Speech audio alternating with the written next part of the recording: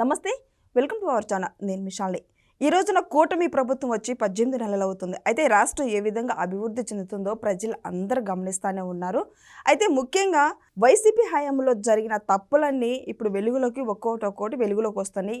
ఒక పక్క అరెస్టుల మీద అరెస్టులు జరుగుతుంది, బెయిల్ మీద బెయిల్ బయటకు వచ్చే వాళ్ళు జరుగుతూనే ఉంది.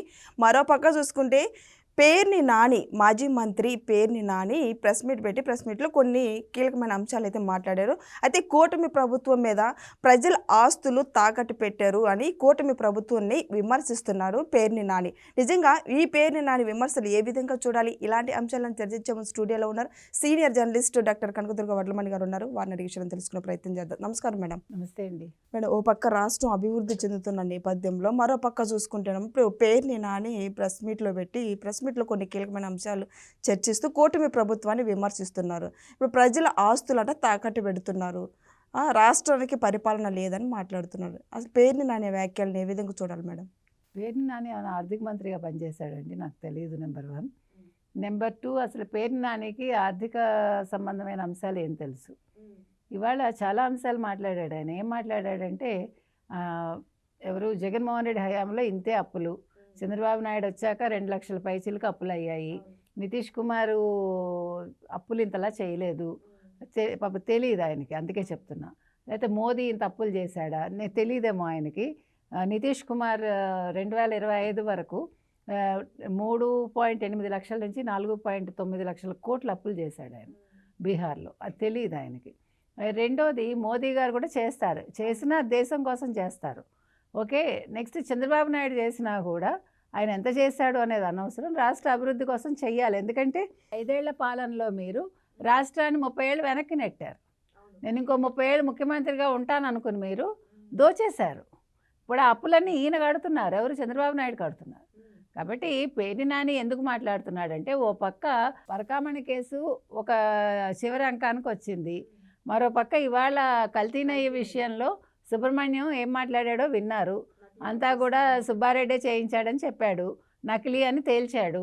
మరోపక్క అజయ్ సుగంధ్ని విచారించారు, అతను కెమికల్ సప్లై చేశాడు. సో ఓ పక్క మద్యం కుంభకోణంలో అది కూడా పీక్కి వెళ్తుంది ఆ కేసు. సో ఇలా అన్నీ జరుగుతూ ఉన్నప్పుడు ఇవాళ సుబ్రహ్మణ్యం నోరు విప్పి సుబ్బారెడ్డి పేరు ఎప్పుడైతే చెప్పాడో పేర్ని నానిని ప్రెస్ మీట్ పెట్టమని జగన్మోహన్ రెడ్డి చెప్పుంటాడు. ఎందుకంటే యాక్చువల్గా జగన్మోహన్ రెడ్డి పెట్టాలి ఈ ప్రెస్ మీట్. పెట్టి మొన్న 2.5 గంటలు మాట్లాడాడు కదా, సుబ్బారెడ్డి తప్పు చేయలేదు అంటూ మాట్లాడాడు కదా కల్తీ నెయ్యి గురించి.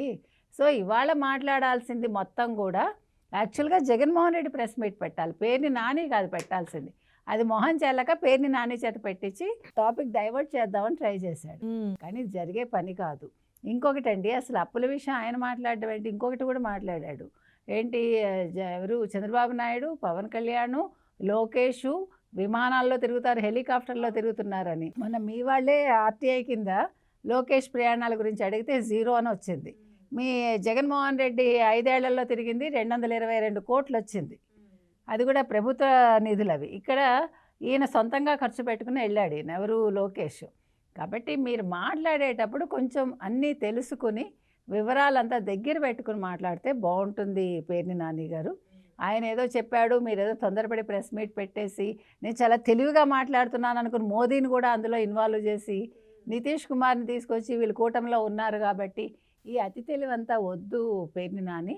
ఎందుకంటే మీరు ఇవాళ డ్యామేజ్ చేసి మళ్ళీ మీ జగన్మోహన్ రెడ్డిని ఇప్పుడు నిధుల గురించి తీసుకొచ్చి ఖర్చుల గురించి తీసుకొచ్చి ఇన్ని లక్షల కోట్లు ఖర్చు అయ్యాయని చెప్పి మీ జగన్మోహన్ రెడ్డి హయాంలో 10 లక్షల కోట్ల అప్పు తీసుకొచ్చాడు అని మీకు కేంద్రమే చెప్పింది. కాగ్ నివేదిక ఒకసారి చూసుకోండి, 12 లక్షల కోట్ల వరకు ఉంది మీ అప్పు. తర్వాత మీకు పోలవరానికి ఇచ్చిన 15,000 కోట్లు మీరు తినేశారని కేంద్ర మంత్రి అప్పట్లోనే చెప్పాడు, ఎప్పుడు ఎలక్షన్స్ ముందు.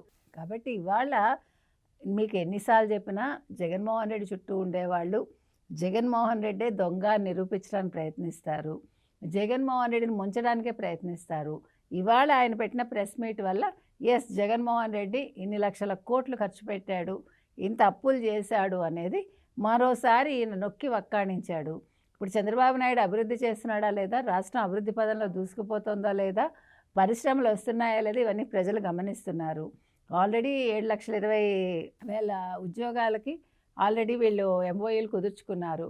కాబట్టి ఇవన్నీ చూశాక ఏం చేయాలో తెలియక బిత్తరపోయి ఈ పనికిమాలిన ప్రెస్ మీట్లు పెడుతున్నారండి.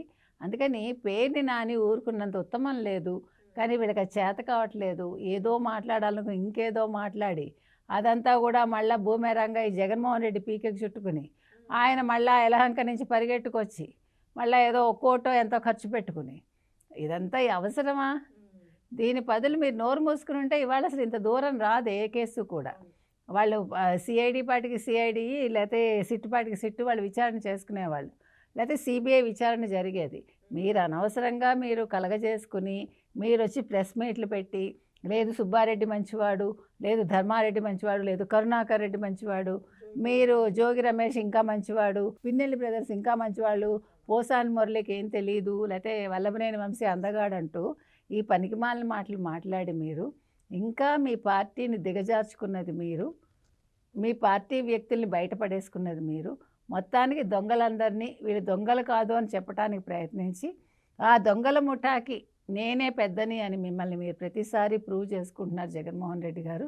కొంచెం ఆలోచించుకోండి. ఇప్పుడు వైసీపీ నేతలే ఫైర్ అవుతున్నారు మేడం జగన్మోహన్ రెడ్డి గారి మీద. అవును, అది కూడా వచ్చింది.